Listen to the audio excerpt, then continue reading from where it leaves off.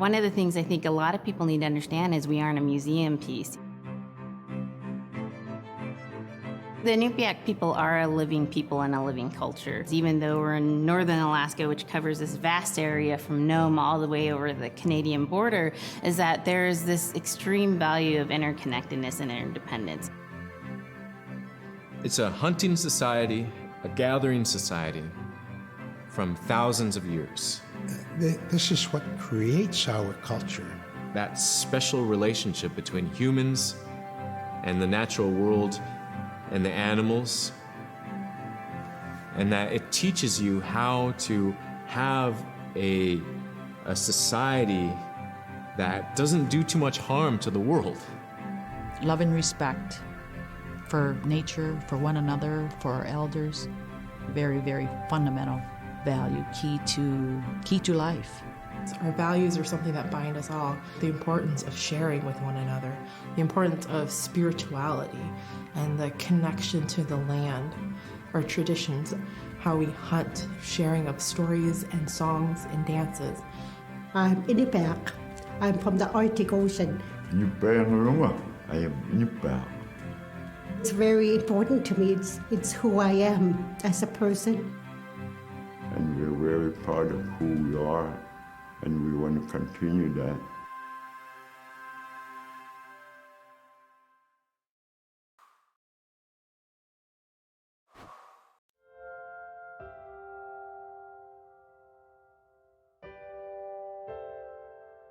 It'd be busy, busy, busy all through the day.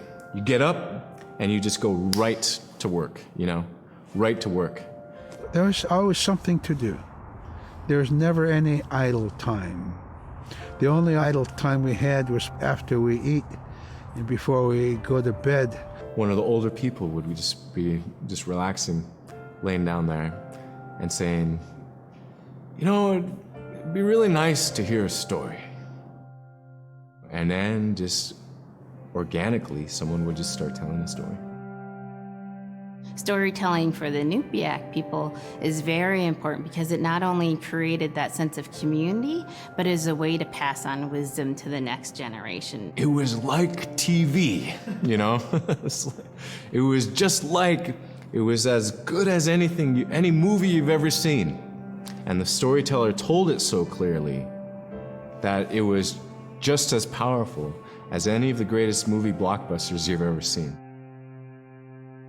There was a reason behind the stories that we were told because they held traditional knowledge. They held things that we might need to know in life, whether it was about how to find food or how to survive, or it was about well-being and the importance of connecting with people and being a good member of the community. We all do stories. We all live in stories.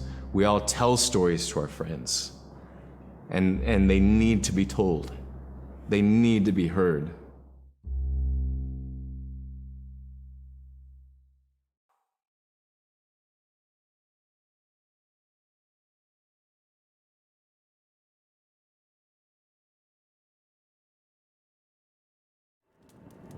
Unipkaaq tiaqsiitpin.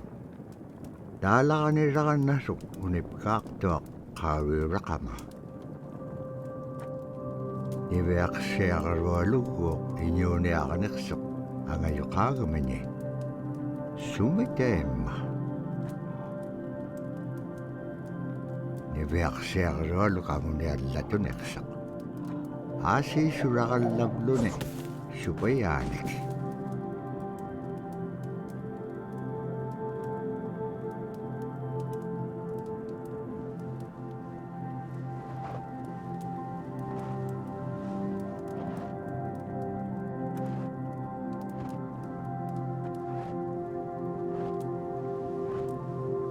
Iñuuniaqutik anuqqautigaich. Anuqulingailliaqsuq. Anuqulingailliaqpaalluni.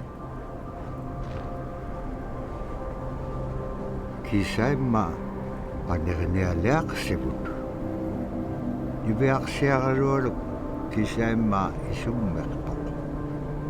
Tapraasi kangitsaquaqsigaasumman anuqulisuurukumagaan.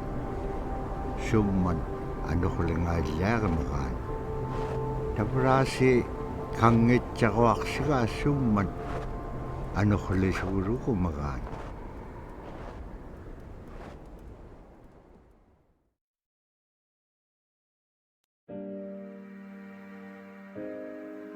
So scrimshaw is this really beautiful method of art that's done either on baleen or ivory, and traditionally it was used to tell stories.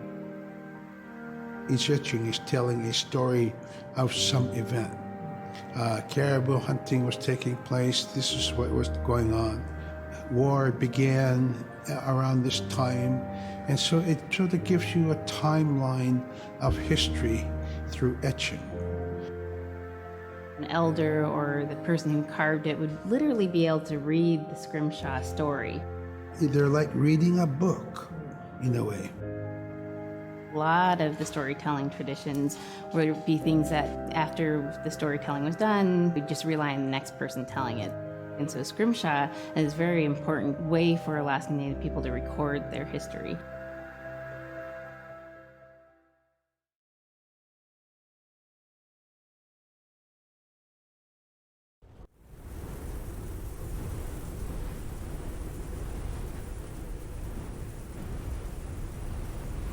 Ano huliqpaallagi suniuraqanaitsoqunni tavrani piaqsiaqarualuk ajuungitsoq payaguniuliqsoq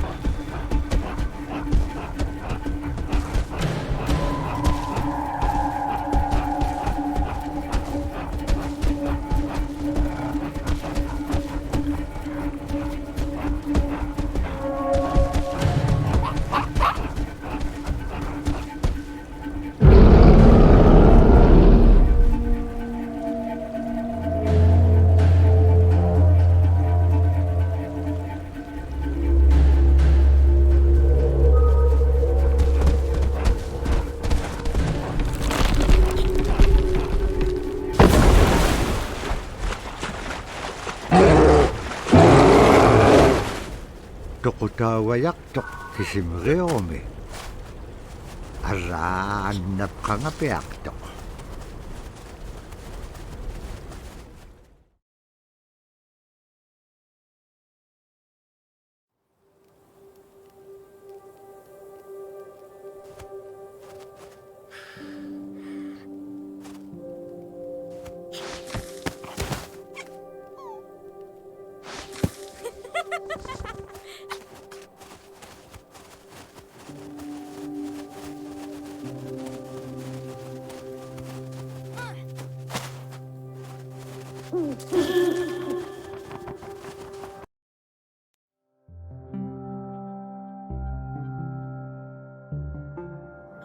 When I was growing up, my grandpa had a pet white fox. If you're a good friend with a fox, when there's danger abound, they try to keep you from getting into trouble. They pull tricks here and there, and foxes are like spoiled little kids in a way. When you let her out, she'd go prancing out in the snow, jumping in the air. I know she was happy then. Come running at me and jump on my chest, knock me backwards, lick my face, and I try not to let it. So that was my memory of my grandpa's pet fox.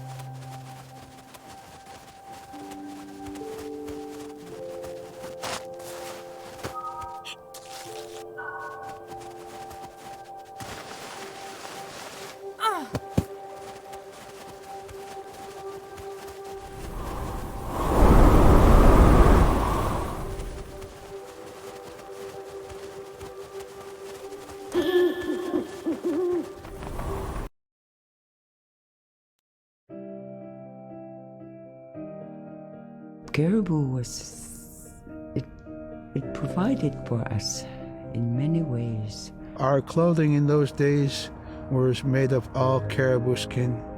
I grew up wearing caribou bands, mittens, caribou skin mattress, blankets. Some people had boots that were made with wolf leggings, sealskin sole bottoms. Baleen was shaved to make insoles. They kept us quite dry and warm as well. But the caribou skin clothing was the best. We would get as many yearlings as we could for our outer clothing. And for a heavy winter, we would get caribou in February or March because the hair was the longest and the skin was the thickest, and we would use those for our winter gear. With that stuff on, you could sleep outside in 50 below and it wouldn't bother you a bit.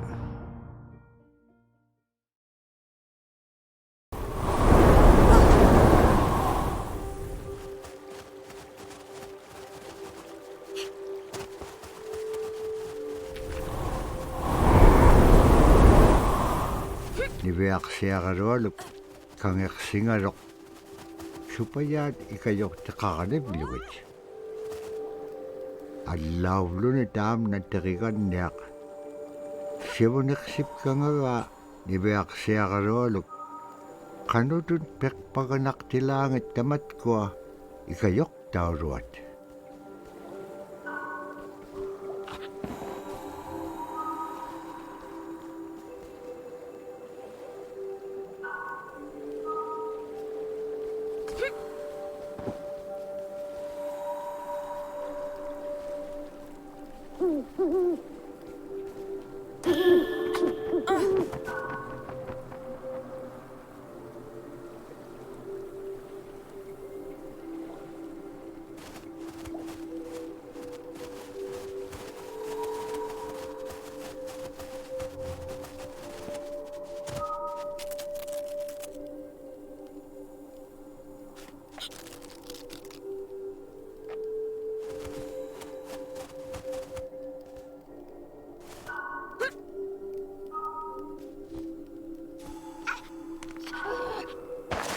Niveaksiagarolugulu teriganniaqalu ikayuuti piaqtuk. Siqaqaniurutimigani. Araa kangersinaaitsoqunni qanuq pisilaaq. Aglaan tavra atautsikun aingaruk.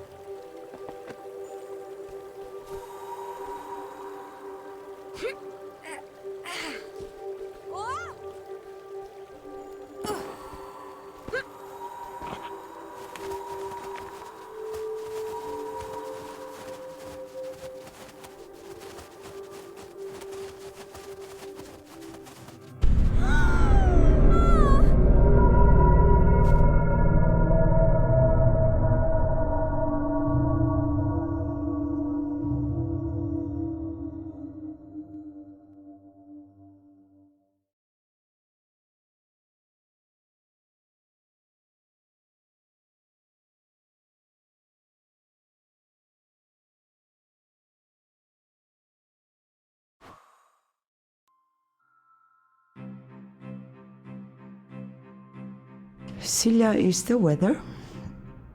It also means the atmosphere. Here's the nuna, or the land. And it's anything from the land into the moon, the sun, the stars. That's Sila. It's a very spiritual, and we have a relationship with Sila. Sila has a soul in the same way we do as people, in the same way animals do. I think spirit helpers in and of themselves are really about how we're connected with things. And so it may be that there's a spirit helper that shows themselves as a bird to show you the way home, or it may be a spirit helper that actually decides to show themselves with the face and body of a man instead of their animal form. And so I think one of the things that's hard to understand is that it's not one way of seeing things, it's one way of knowing you're connected to everything.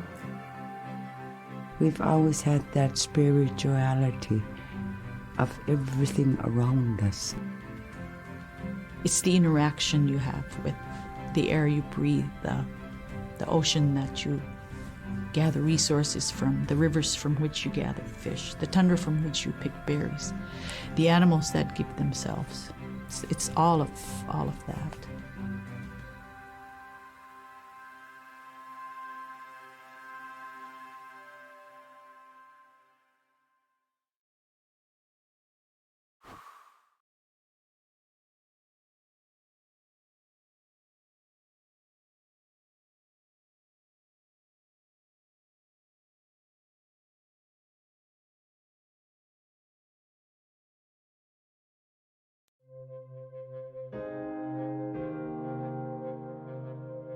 In the winter, when we were traveling, we didn't build sod houses, we built snow houses.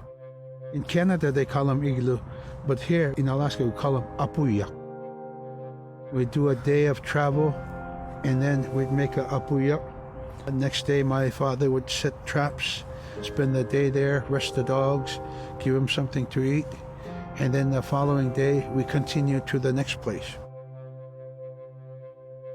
We'd go to my dad's sister, who had a house at Dubarg. They had a small sod house over there. We didn't have to do anything. We just visit with them, and my dad and my sister were glad to see each other, and they'd talk away while us kids played outside or go to sleep. By the time we get back to our home, my father would leave us with our aunt or with my grandmother, and then he'd start on his trips and go check his trap line. We were not into 8 to 5 kind of time, you know. We're in a total different kind. We're in ecological time.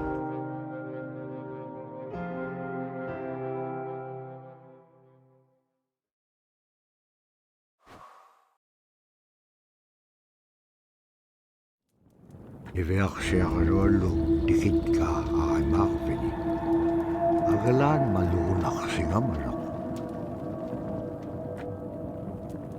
Innoquluk tikinngamaruq iveaksiaruolu piingaan. Ivahaleqsimaruq sumittaimma. Nikatjakkumañainniqsuq. Paqitqaangaarnagu ivaqtani. Nunaqqiq ikiwaqtuaqaniqsuq. Inyungi toquttaqtauganiqsit.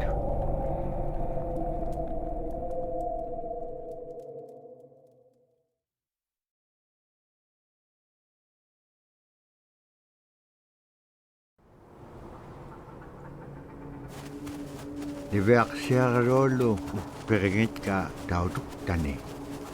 Tautugunaqtuaq sunapayaaq siquminganiqsuq. Niveaqsiaruolum iyuliaqatingi pisaullaganiqsut.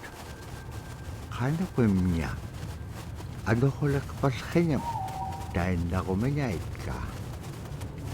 Tamaanga ikumauaqtuamin qaqraaqpam iñua niptaqtuq. Sumaalagullaqami niveaqsiaruolum kiitsiningani. Agalan qaqraaqpallqiñat sagupingaitsut. Immiñaurat sagupigimiu samanga nunamin.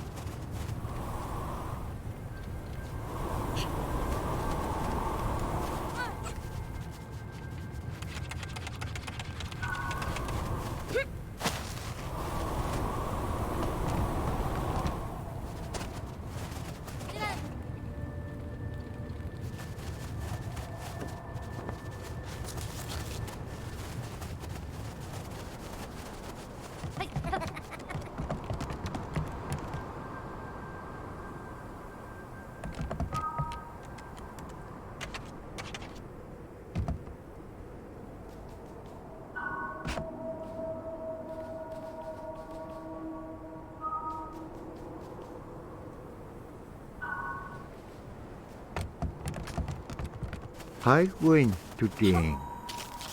Uqallaktuq iñugungaruaq uppik.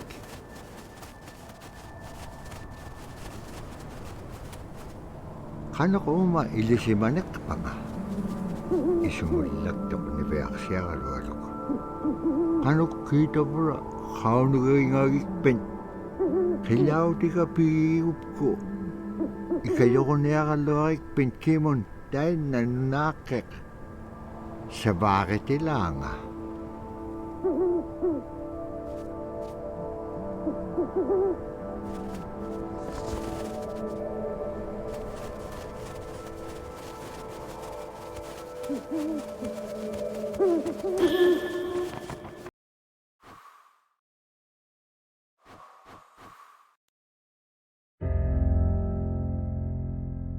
Drum is something that's common to all cultures in Alaska.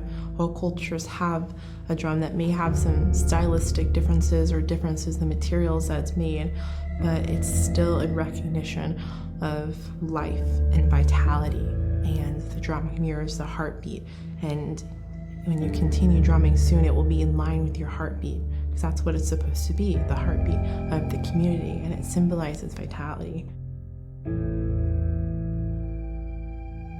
And it's the most tremendous feeling to be in a room And to have one long row of all the drummers and to have that feeling of unity, everyone beating in harmony, the drum beat in unison, it's the most beautiful feeling. And to know that you're connected, you're on the land that you are connected to. And even if you grew up outside of the community, that which is in you comes from this area. And it's the greatest feeling.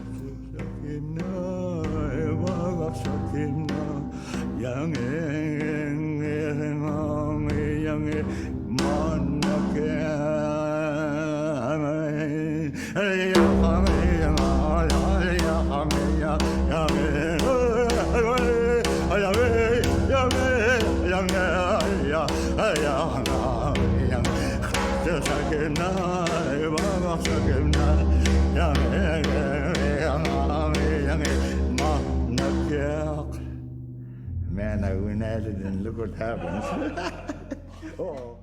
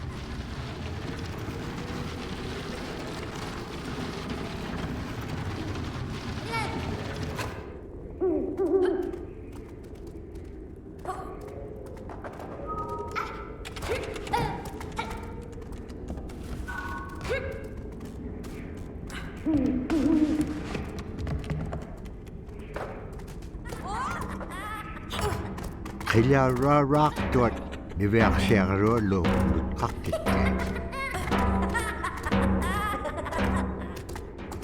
Asi ane bliting suna iduk to sa ulo magal.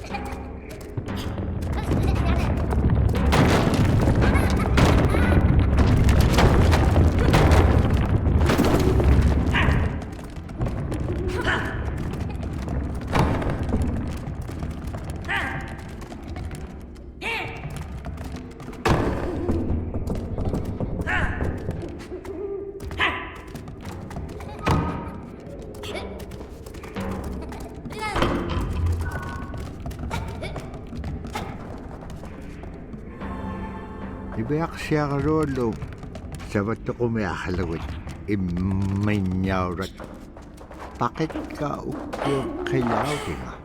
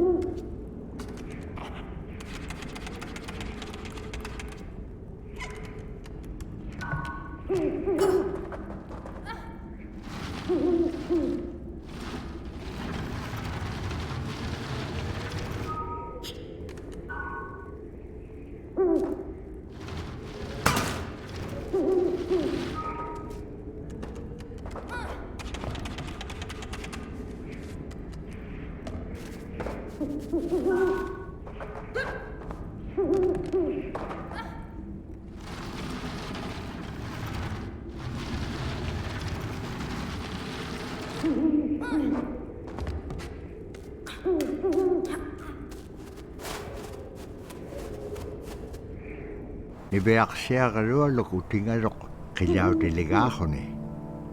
Ukpik ko pa chapalungarok. Asi tapura pibir takiliw di pa lagaga ni beak siya karolo. Dahil nako ni ay chudi kirakangarok. Ukpik ukalak to. Uvaw na kao nagingagiga iliginon pikit ko vlogo.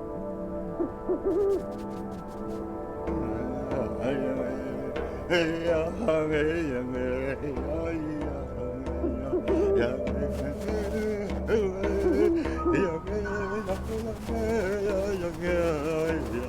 The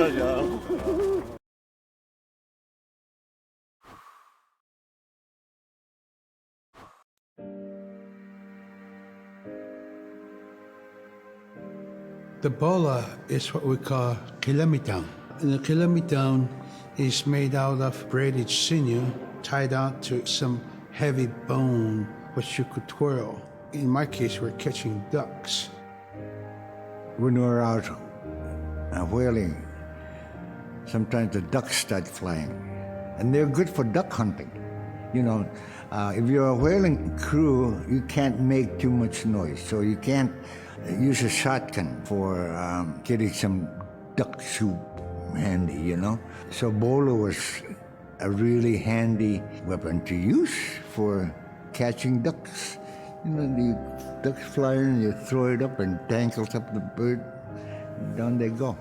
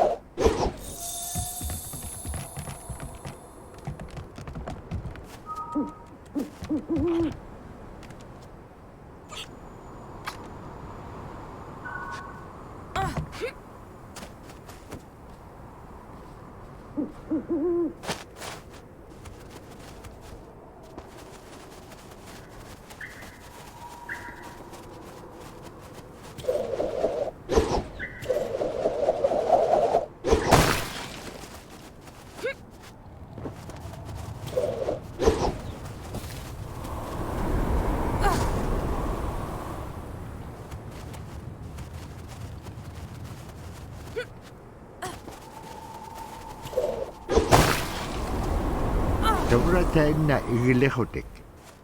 Dibeak siya rolum ato ka upium achuta.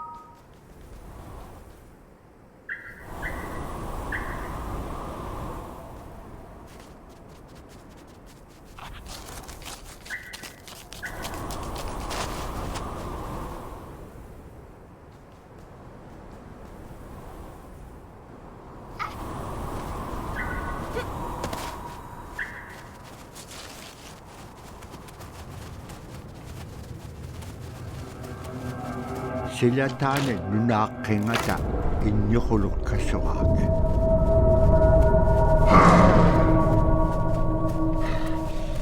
Inyukulum taldo kami nutkakawa. Agalan ni Veak Siagarolo sa Perinaximaro.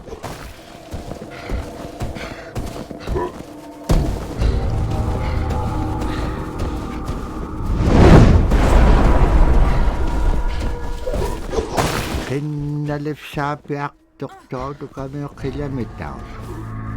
Sabra ibaktani daw kay.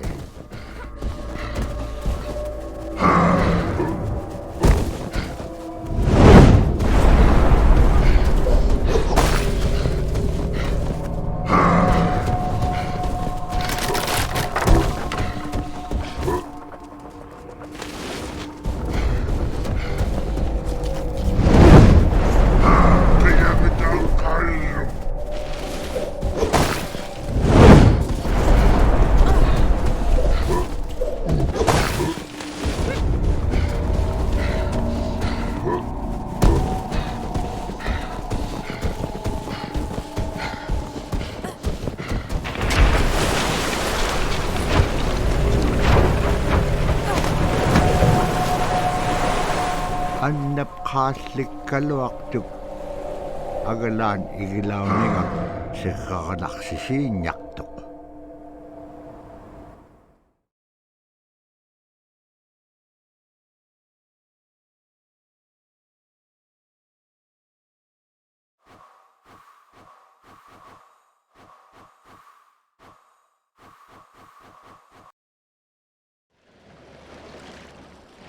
Malako kune uvulo kune wisa uvlutik.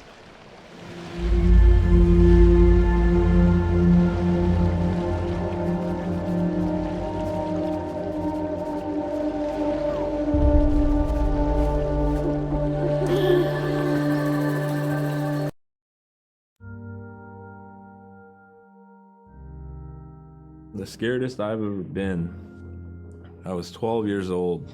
We floated out on a piece of ice while we were duck hunting. It was a bluebird day, just clear blue skies. And there was 3 of us, myself, my brother, and my dad. Next thing you know, we see this dark shadow on the ice. We look and it goes behind us. So we all jumped up, startled, and my dad, he started running. We got back to the ridge there. The ice had fractured, cracked, and broke off, and we were floating away. We were drifting. It was close enough to where my dad would have made it. He stopped and he thought about throwing us across, and if one of us was on the other side, we would be split up. So he stopped, and he just so happened to have a cell phone on him. 911 didn't pick up.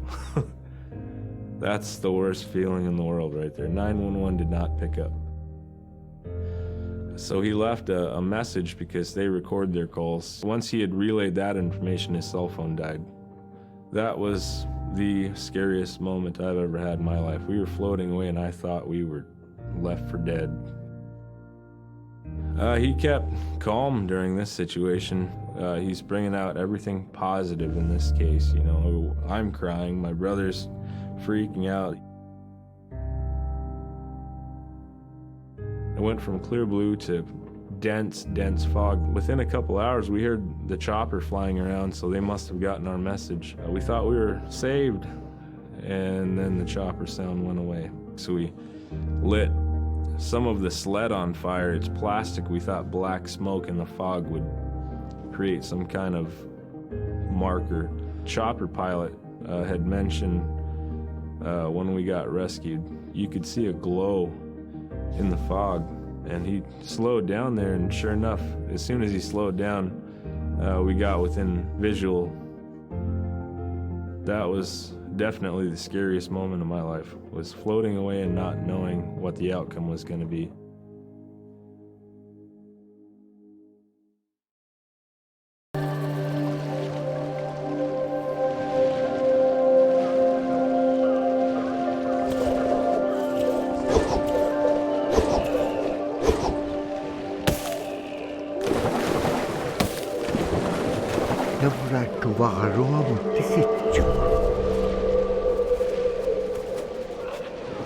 Agalan tuawit pagabityo.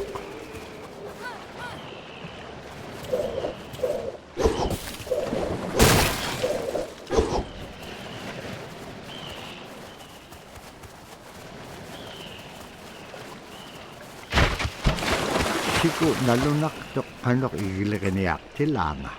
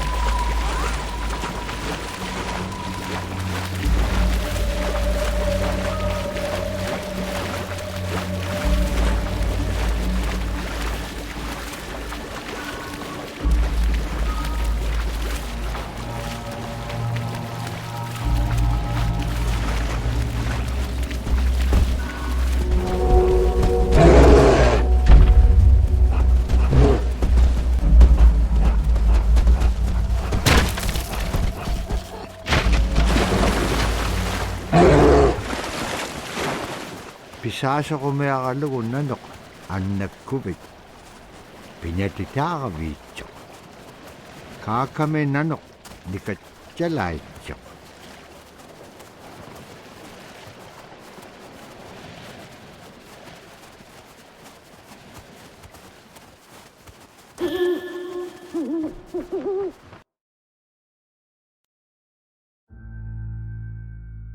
We're very much aware of the climate change. And it's been for many years, even before climatologists were noticing this change, Inuit were already saying, Sila alangoktok. Our climate is changing. If the heat is going the way it is right now, for us it's going to be pretty bad. Different birds are coming, and they're coming earlier, and sometimes rain is more than what we want, because when there's more rain, we know it's going to melt the permafrost. In my time as a young whaler, when I was 9 years old, we're hunting from ice that was about 25 feet thick. And There was giant icebergs already floating, coming by. That was the first signs of a changing climate. Ice that never broke before was now moving. Now, here it is 50 years later, we're hunting whale from ice that's 18 inches thick. There's no more thick ice. It's creating a malfunction in our whaling season is what it is. Actually, more than that, all seasons in general. I think we are more scientists than more people will realize. We have more knowledge of those things than people will ever know.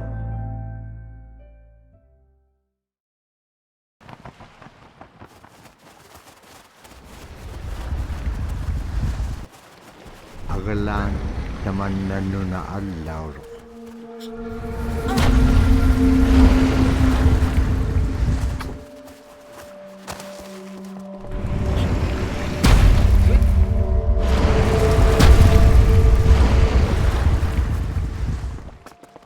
Duktalan ni pasok.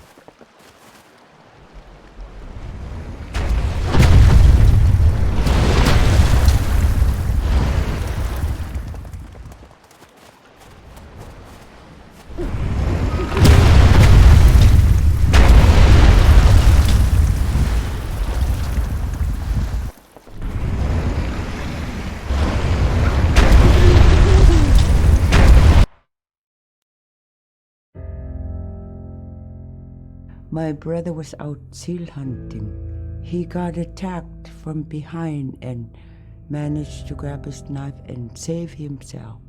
When he came to realize, oh no, it's a mother. We've always known traditionally that we avoid killing a mother. It's always been sacred to us to protect them. He had to present himself to the council, and so he was given the job to mother the baby, and we kept it. It got so big it went over the barricade one day and got to the dog food, and that was an indication that, brother better go teach it how to survive on its own. So he did. I really got attached to the bear because I more or less grew up with it. And some days when brother took him walking, once in a great while he'd put me on the bear and I would ride on it like a horse. I was just happiest little girl in the world.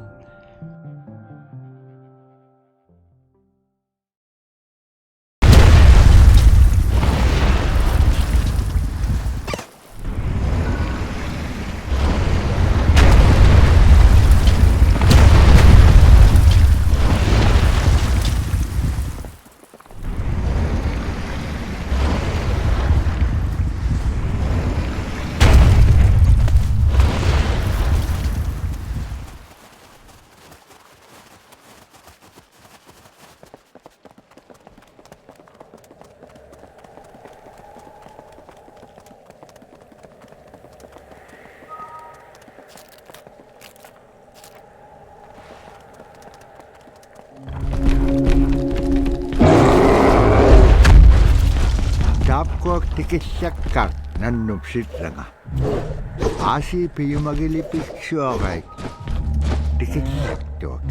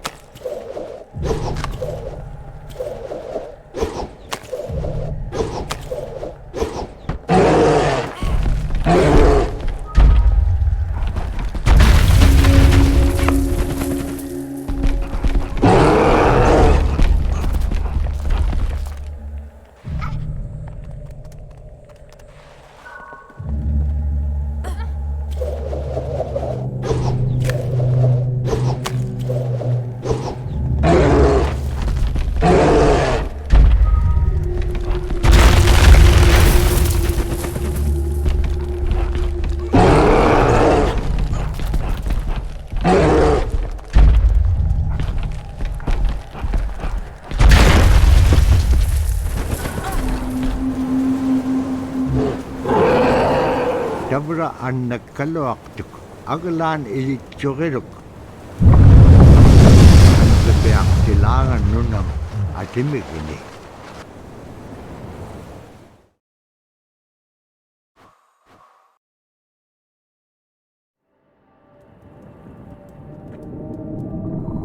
Nibeak siya karualugulo, dirigan niya kalu imaaktuk.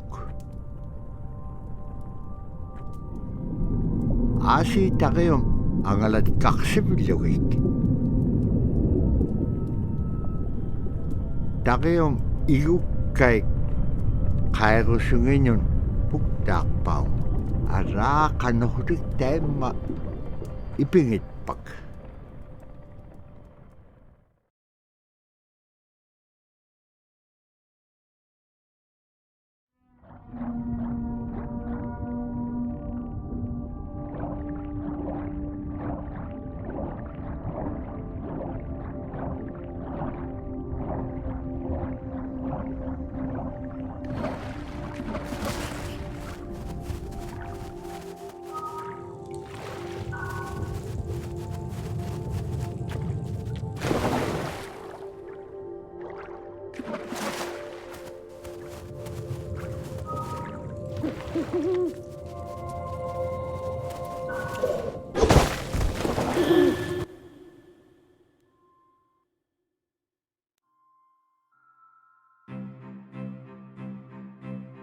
In, Arctic Alaska, hunting is a really important part of life. It's not just about going and shooting something, it's about going and putting food on the table. But more importantly, subsistence hunting isn't just about the insular family unit, it's about feeding the whole community. And I think that's one of the beautiful things about subsistence hunting in Alaska is that people go out and they'll go get, fish, or they'll get a caribou, and they'll get, seals and whales. And one of the first things they'll do is they'll say, oh, I need to take this to the elders.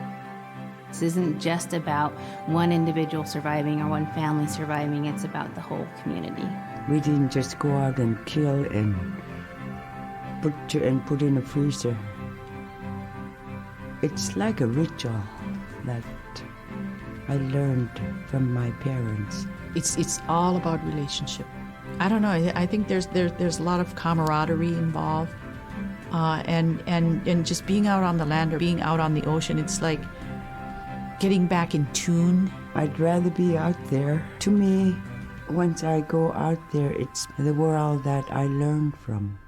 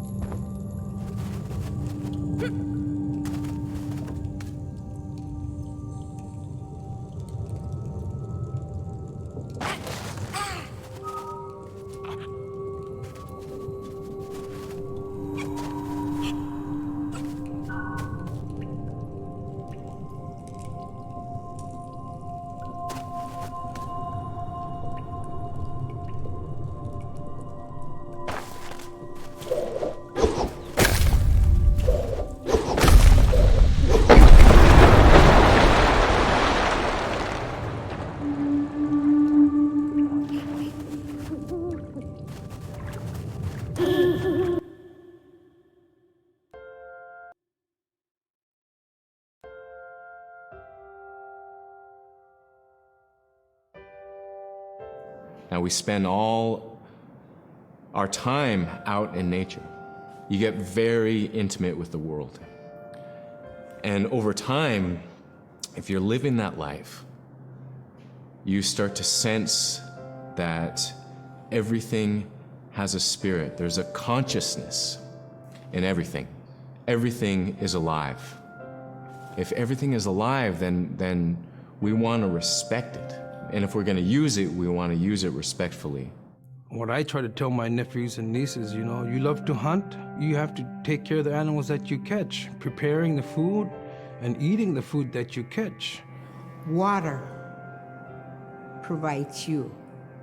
The ice brings you life. It provides all those things that you need to be a part of your life. That was something I grew up with. I grew up respecting the animals. I grew up respecting the land.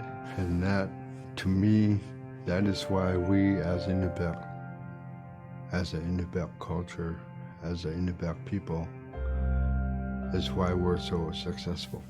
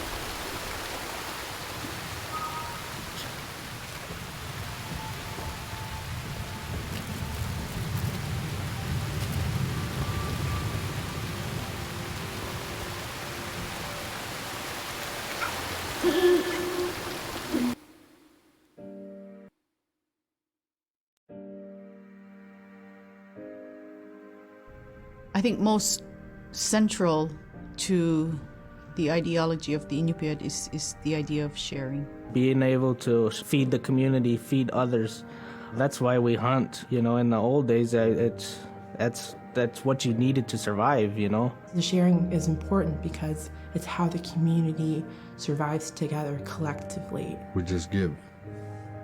That's how I grew up. That's the way I'm always going to be. Because of who we are, we always think about other people first.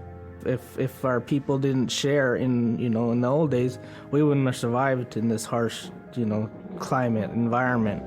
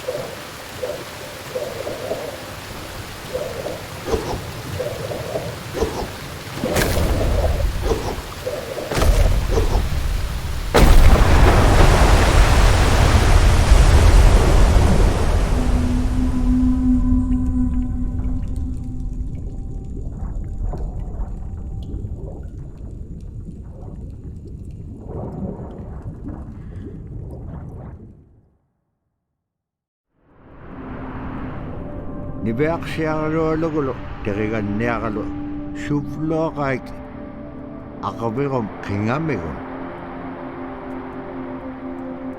shuvlo kaik akabigom silamon ila kataktok silamon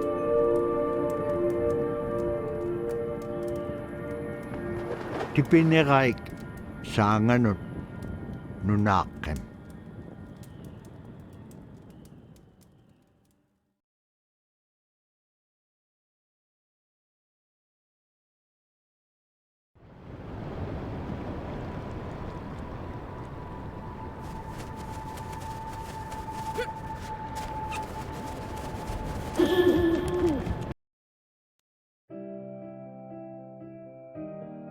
Big Diamond, Little Diamond, and King Island. And in those three islands are the stepping stones to get to America. So King Island is this absolutely beautiful place off the coast of Alaska. And if you can imagine being on this really kind of rocky island that kind of shoots up from the water to these cliffs, and then all of a sudden you see these stilts, and then you look up and there are these houses. They were built on the cliff up high because of the ice. Being an island in the Bering Sea, you have ice that's being pushed by the winds onto the island. So it's going to pile up 50, 60 feet high. Structures are still there today, and people have returned to King Island. It's a growing community as the people return back to their island.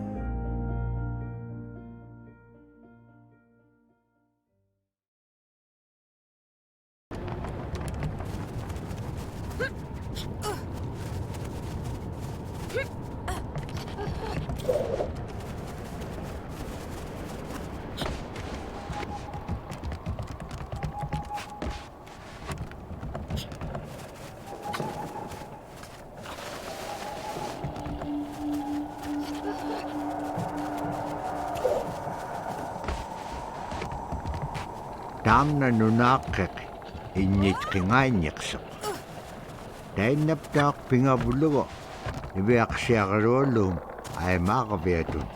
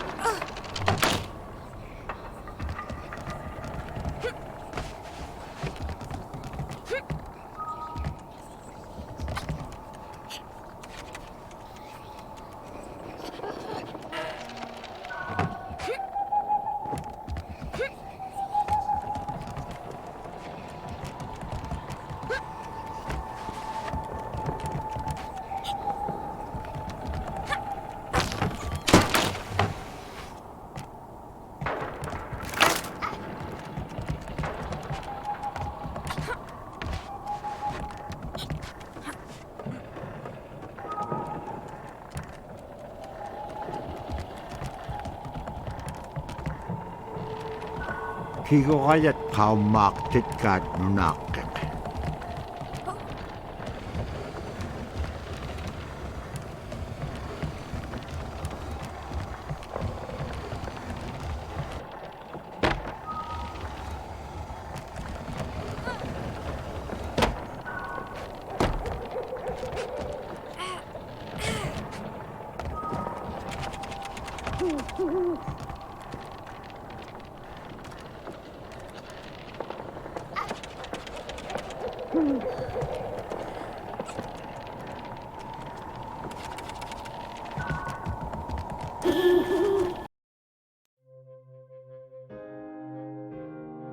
When I was young, my mom, whenever the Northern Lights came out, she'd just whistle.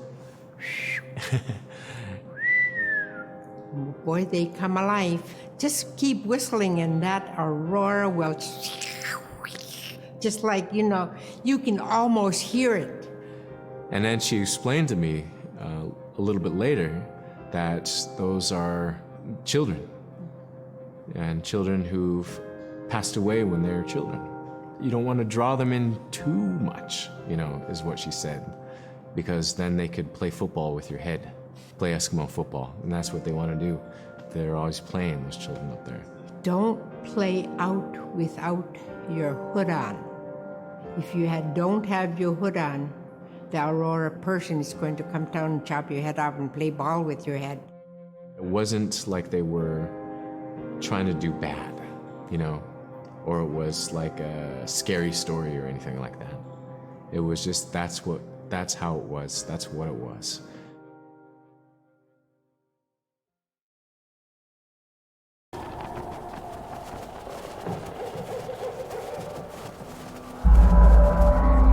Kiruayat siliyagahuting silyamen. Iba haliksut nala kanila ityonik. Dukkanan.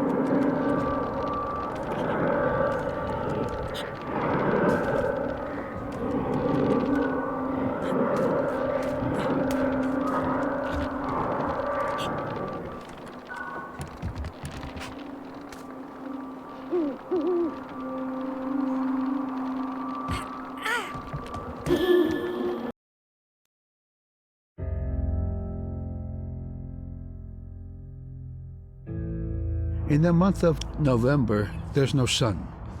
So during that dark time, we travel by the light of the moon. It's quite different.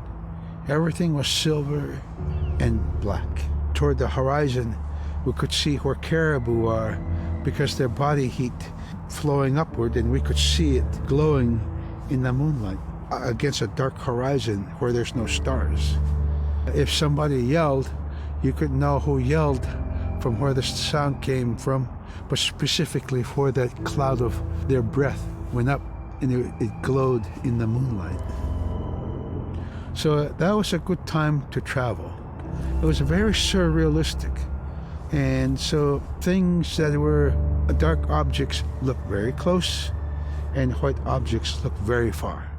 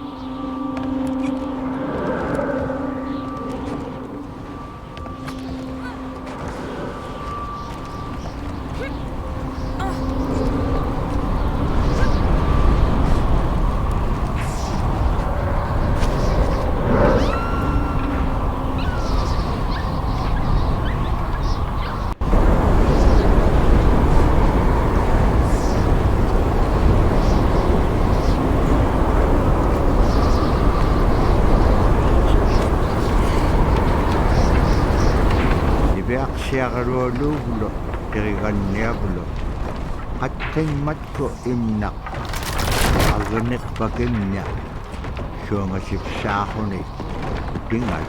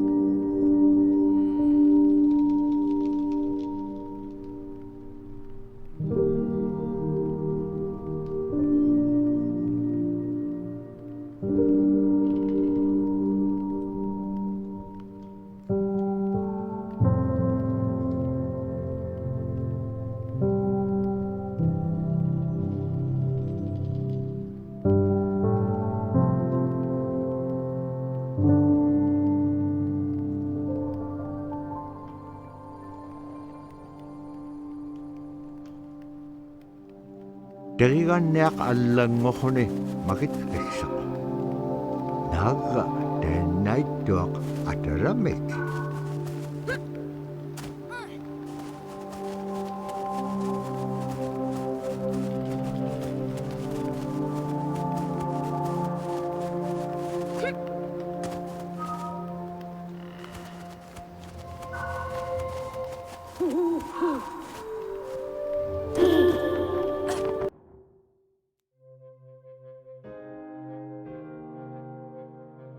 We're taught that there's no hierarchy.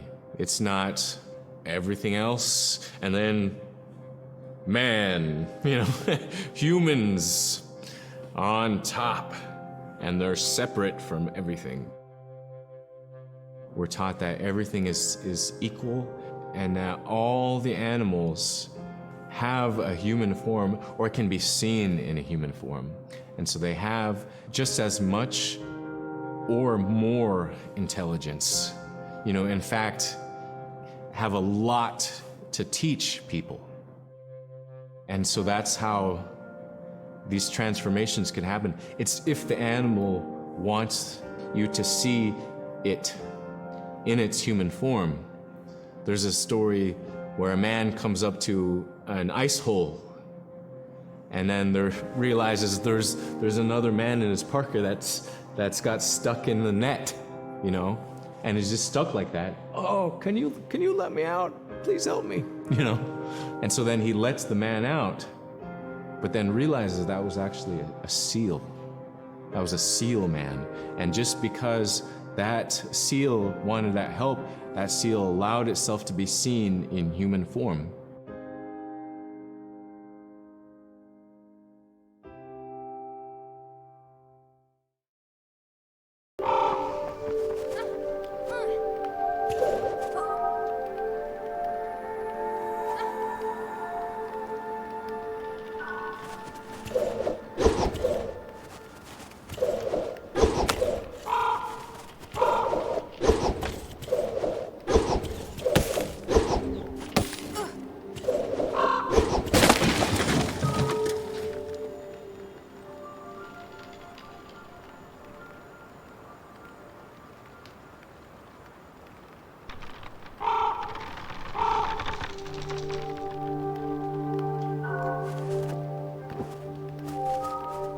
Kulange khiligo napaqtut nurangat.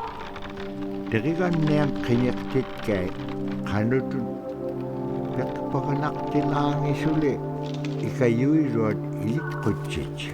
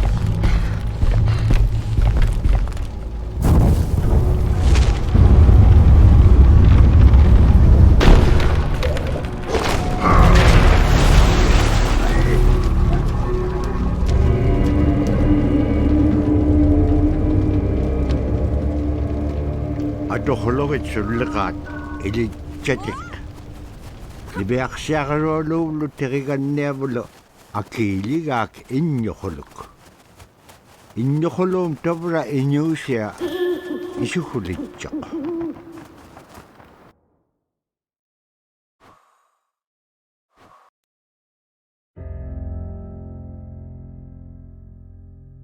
So a recurring type of character in Inupiaq stories is the manslayer. And the manslayer is kind of this bad guy. And I think really what's at risk when the manslayer comes into story is the livelihood of individuals and the whole community. And so the manslayer is really used as a way to say, don't act only for yourself, always hold the community in your heart. Oftentimes in these stories, there is one person that will stand up. And what this humble person will represent, who faces that manslayer, is a return to order, a return to true living in the community. And it just takes that one person. It could just be that one person that can help to change everything. Because everyone wants to live a good life. Everyone wants to have a good community.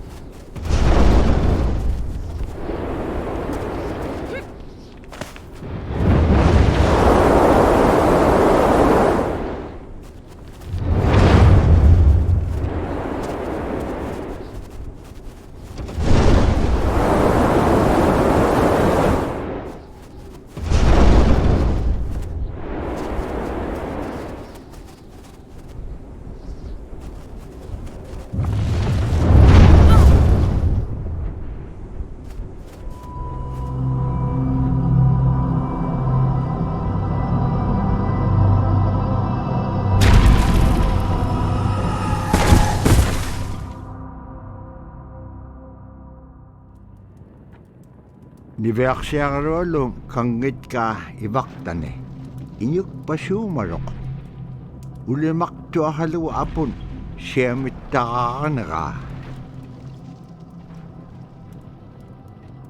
aasi pihirunnik sillamun siammayaaqtillu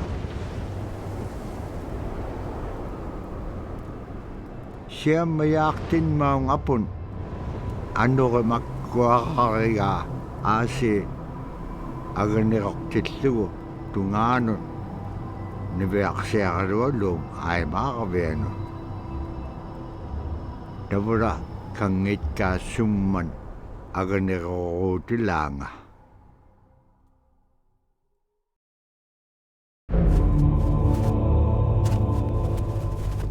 qanorulunga tatpigumaaniarpik niveaqsiaqarualluk uqallaqiaqtaq Abulaitqan atautsikun majoquniarikpuk kiwa teriganniaq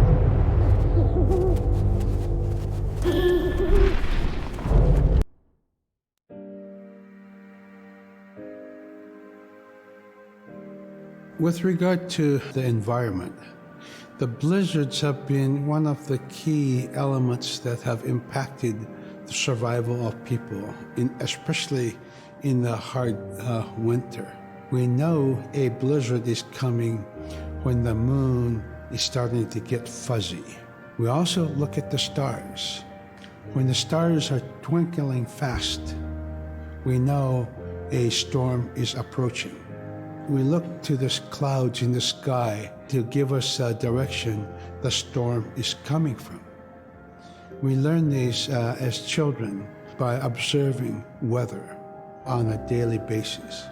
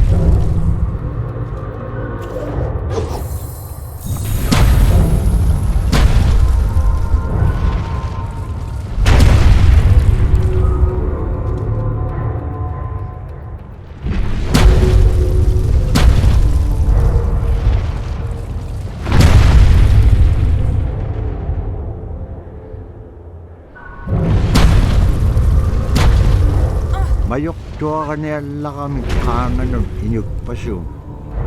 Nibeak siakaluk isum miksok suruk raute lamenik.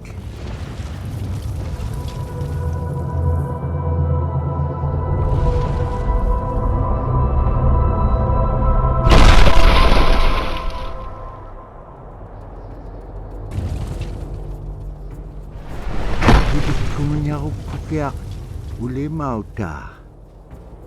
Sumalo. Nalunay chok. Aganek marisi.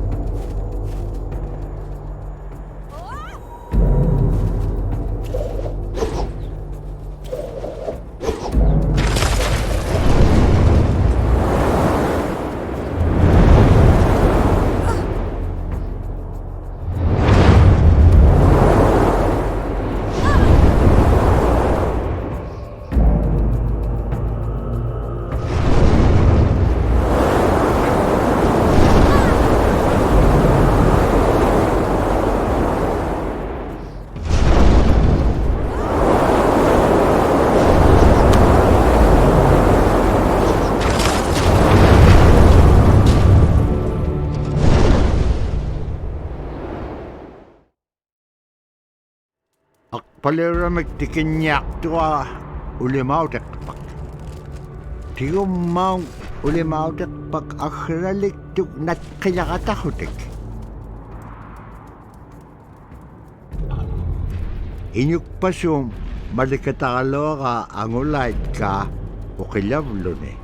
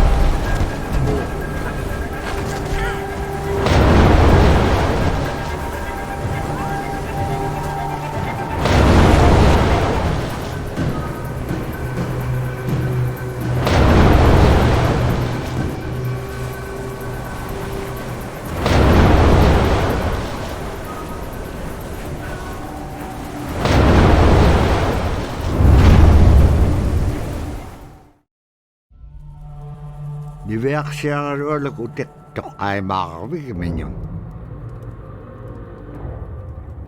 Agalaan inyukpasum malakhiroqa.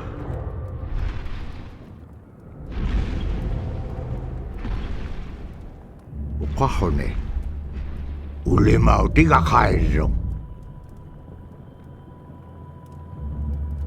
Niveaksiagaluallu kautautigiga ulimaun. Ipkilisaqalugu aasi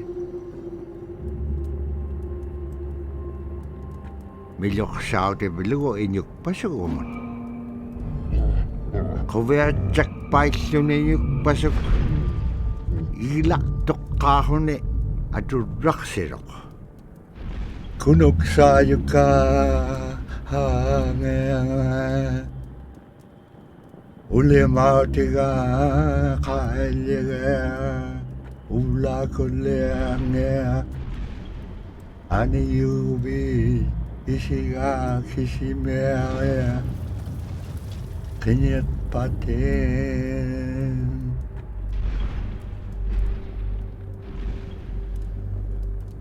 Niveaksiagalualuk illatit qiksoq angayuqaagminyun.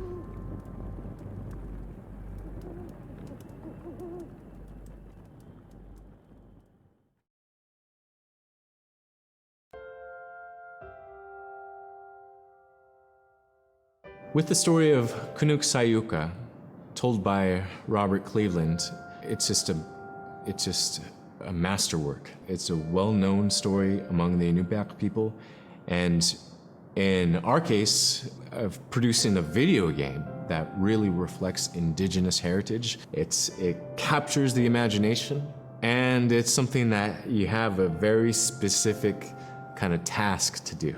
There's a blizzard, and it is just a non-stop blizzard that is overpowering the people. And there's one man that wants to figure it out. And in our case of the story, it's a girl that wants to find the source of that blizzard. The blizzard man, it's like that is the physical embodiment of an element of nature. And so there's a person that needs to go up and take away that's chipping away that snow. In that community, the person least expected is the one who stands up and makes the difference. Humility is something that we value, and where that comes from is the idea that you are not the biggest thing in the world. And when you live in an extreme environment like where the Inuit reside, you're at the whim of the environment, of the climate, of the animals. You can be as prepared as you can, by learning from your elders, but you're not the biggest force in the world.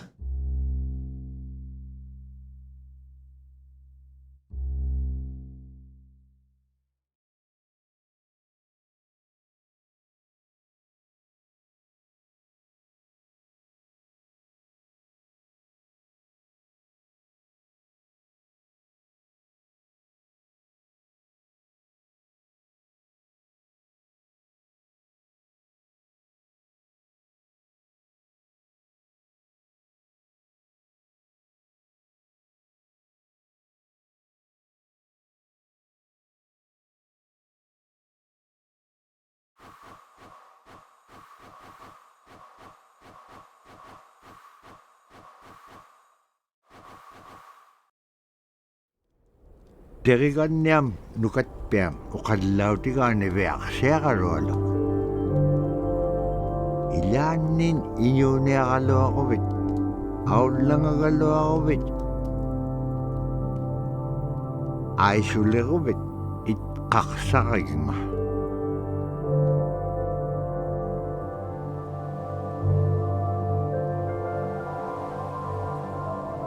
Aasiitavra tautugunaiqsoq.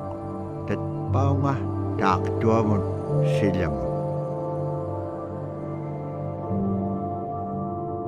Tabra tainna nasum unipkaaramaun tusaangagiga.